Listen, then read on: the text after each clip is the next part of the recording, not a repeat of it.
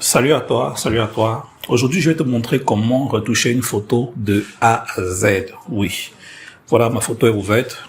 C'est cette photo-ci que je vais traiter. J'ai appliqué là quelques paramètres prédéfinis que j'avais déjà utilisés par le passé. Si tu peux regarder ici au niveau des paramètres, exposition et tout, tu verras les réglages que j'ai appliqués. C'est pas grand-chose. J'ai quelque peu laissé respirer la photo. Détacher les tons sombres pour faire respirer la photo. J'ai augmenté la texture là, comme je suis en train de faire. J'augmente la texture et c'est bon pour le traitement. Voilà. J'ouvre une fois la photo dans Photoshop et là, je commence tout d'abord par enlever les cicatrices ou les taches très visibles. Voilà.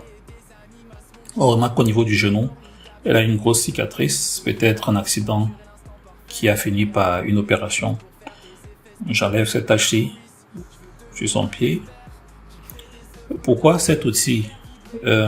J'ai pris cet outil parce que c'est moins gourmand en ressources qu'avec d'autres outils, vous voyez. Ça me donne un résultat plus ou moins clair, propre avec cet outil pièce, que l'autre outil qui est assez gourmand en ressources. Si vous n'avez pas une trentaine de gigas dans votre disque dur, pour quelqu'un comme moi qui ouvre des fois 10 photos et je les traite en même temps, donc c'est l'outil idéal en quelque sorte. Donc là je nettoie.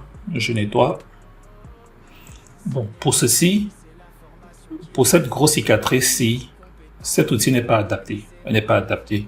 Donc, parce que qu'est-ce que fait l'outil? L'outil va aller calquer une autre partie du corps.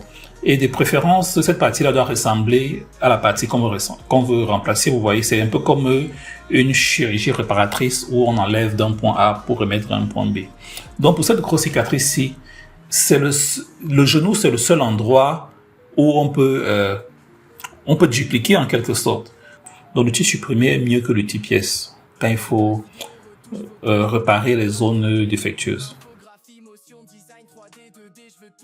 Donc c'est un peu ça la force de cet outil-là, mais c'est très gourmand, c'est très gourmand en ressources. Donc une fois que c'est fait, je continue à fouiller, je fouille un peu tout son corps, je passe son corps au peigne fin pour me rassurer que je n'ai rien oublié. Au niveau des cheveux, ça va, pas grand-chose à dire.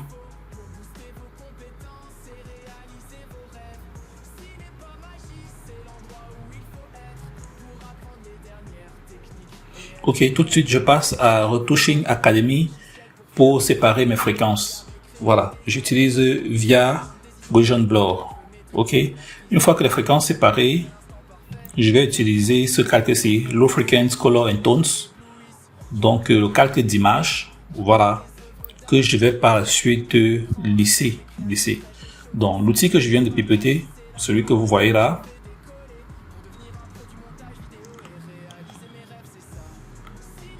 ça s'appelle outil pinceau mélangeur. Voilà, c'est l'outil pinceau mélangeur.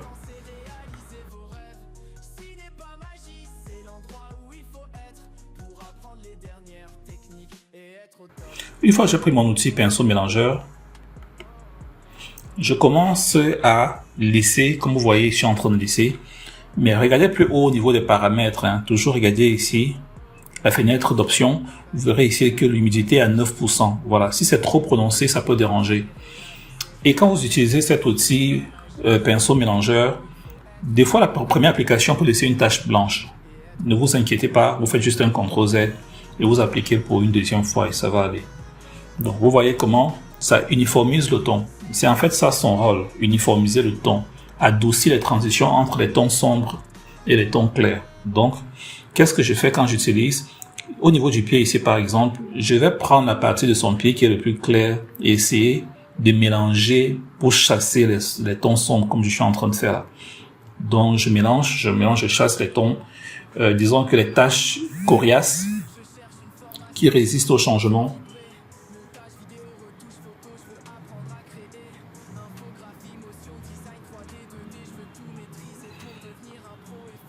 Voilà. Donc je chasse comme je suis en train de faire là. Je chasse. Ça peut prendre beaucoup de temps. Je continue de chasser. Vous voyez comment peu à peu son pied s'éclaircit. Voilà. Donc si je rate, et évitons surtout d'affecter son vêtement. Voilà. Parce que en essayant de mélanger comme on le fait là, ça peut affecter son vêtement. Donc de temps à autre, réajuster la taille de son pinceau pour éviter que son vêtement soit affecté. Je vais monter au niveau de sa cuisse. Je pense qu'il faut aller aussi au sens inverse. Voilà, on a quelques résistances là. Je chasse cet tachement là au niveau de sa cuisse. Je laisse chasse comme je fais. Après, je vais au niveau de la main. Vu que la main, au niveau des doigts, est un peu sombre, je chasse de la partie claire vers les parties sombres, comme je dis, pour que la main ait le même ton ou la même teinte que le dessus de la main. Voilà, vous voyez, quand je chasse là, ça s'uniformise, ça s'uniformise.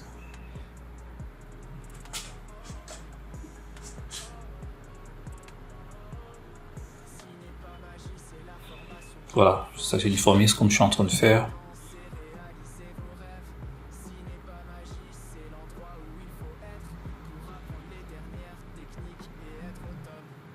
Ok, là j'ai fait un CTRL Z. Apparemment il y a eu quelques taches, il y a eu un mélange de son vêtement sur le bras. Voilà pourquoi j'ai fait un CTRL Z. Donc, et je vais sur l'autre main, je fais pareil. Je descends comme ça. Je descends. Vous voyez, il y a mélange, je fais CTRL Z pour annuler. Voilà, j'évite qu'il y ait mélange. Il y a eu mélange, pourquoi? Parce que mon pinceau était très épais. Voilà, d'où le besoin de réduire le pinceau.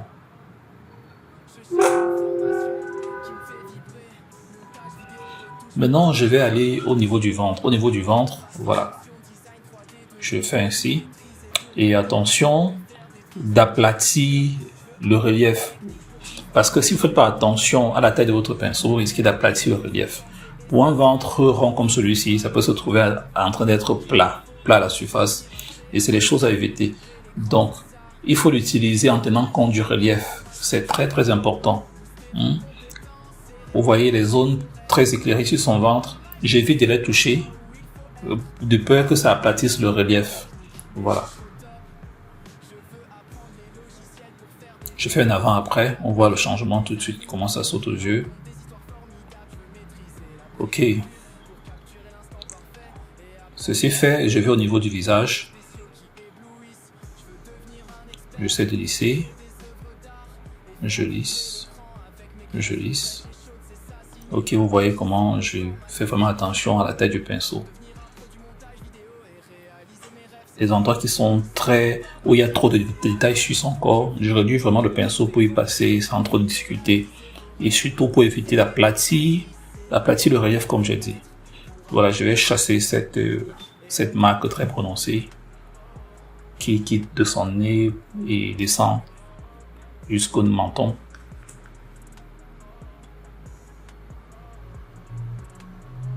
Voilà, je vais chasser quelque peu ces cernes pour éviter qu'il y ait des scènes très prononcées. Voilà.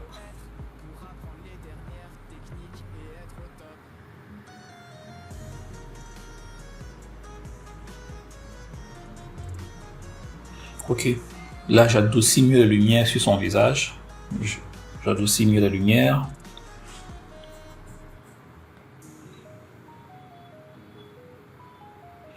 Je viens ici, au niveau de sa poitrine. Voilà, j'uniformise aussi.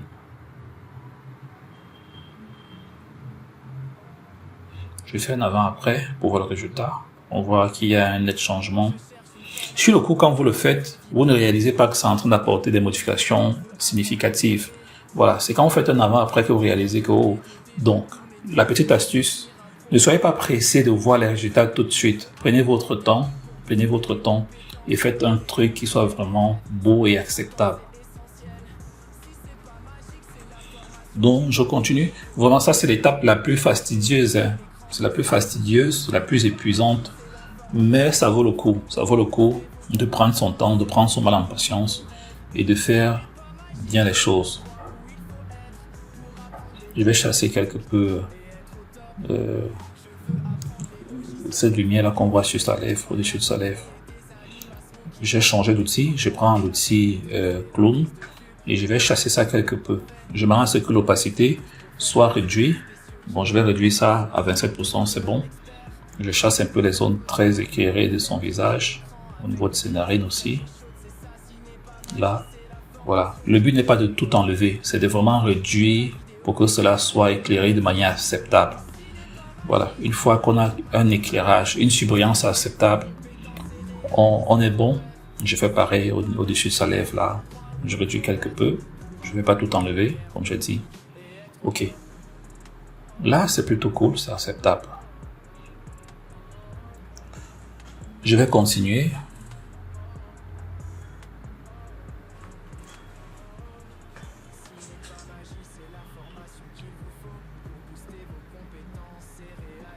Je continue. Je vais enlever là ces cheveux sur le front. Ce cheveu sur le front. Ok. J'enlève quelques défauts sur son visage. Heureusement, elle n'en a pas beaucoup. Il y a des visages où il y a beaucoup de défauts, beaucoup de boutons. Et vraiment, si vous n'êtes pas patient, vous allez merder ou tout aplati. C'est des fois le meilleur raccourci. Le raccourci le plus utilisé. Vous allez des fois tout aplatir ou bien, voilà, ou laisser ça tel qu'il est. Donc, j'essaie d'uniformiser le relief de son visage. Hein. Un bouton qui déborde, je le cisaille et je passe. Donc, l'idée ici, c'est de ne pas tout aplatir sa texture. Hein. Sinon, il n'y aura pas d'intérêt d'avoir une texture sur son corps. Bon, l'idée, c'est de vraiment enlever le relief qui déborde. C'est-à-dire les boutons d'acné et tout le reste. On les enlève, on les taille, ou on les réduit à la même taille que les autres.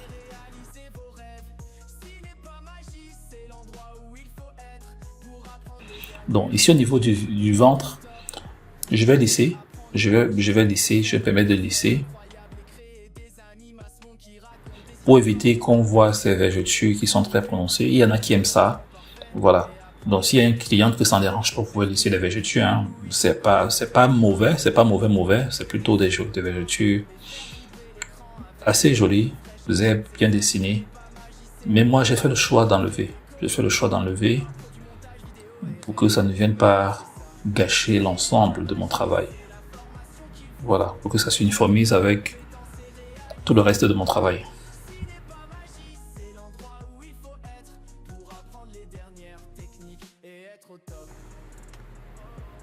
Donc je lisse là, et mon opacité, l'opacité de mon pinceau, ou du moins de mon outil clone, est à 64%. Voilà.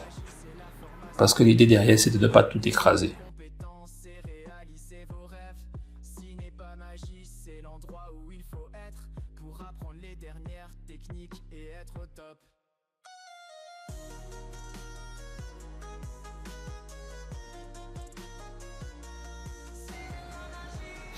Les vergetures au niveau des cuisses, je les efface aussi. Je les gomme. Ok. Bon, une fois que c'est fait, je vais davantage uniformiser les textures. Ça, c'est la deuxième technique pour uniformiser les textures. Il y a ce calque transparent là, qui est créé automatiquement quand vous utilisez Beauty Retouching Academy. Il y a ce calque transparent là qui est créé entre les textures et les tons. Vous voyez, vous uniformisez là. Maintenant, vous vous assurez à ce que l'opacité de votre pinceau soit vraiment très bas. Mais vous pipetez d'abord une zone que vous allez repartir ensuite, par la suite, sur le reste du corps où il y a des tons coriaces. Donc ici, mon opacité est à 21 et je vais m'arranger à ce que ça n'aille pas au-delà. Maintenant, je peux légèrement uniformiser le reste du ton. Uniformiser le reste des tons que j'ai pas pu uniformiser avec le premier outil que j'ai utilisé. Vous voyez, là ça passe plus ou moins. Donc l'idée vraiment c'est d'éviter de trop l'appliquer. Si vous l'appliquez trop, ça va créer quelque chose de pas joli à voir. Voilà, ça doit être vraiment léger.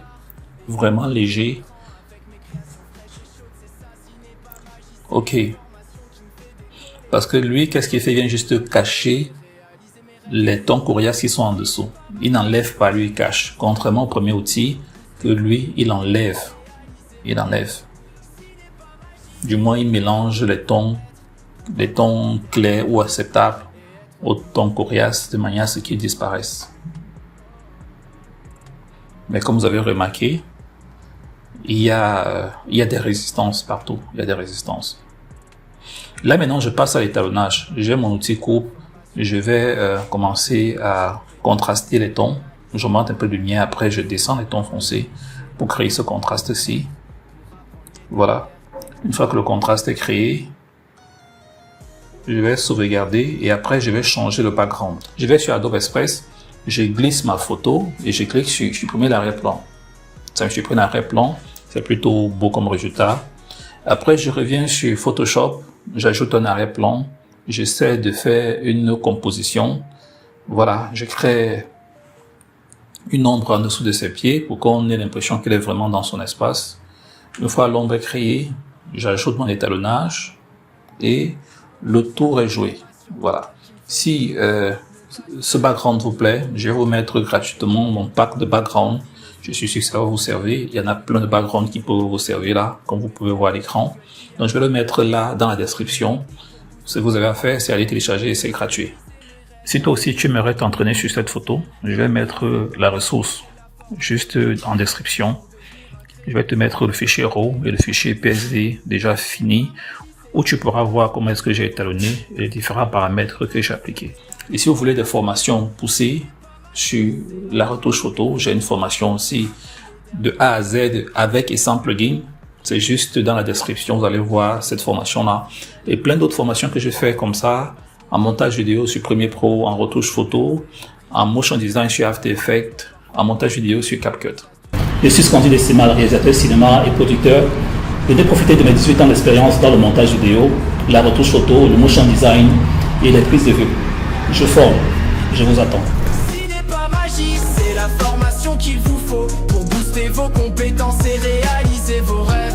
Cinépa Magie, c'est l'endroit où il faut être pour apprendre les dernières techniques et être au top.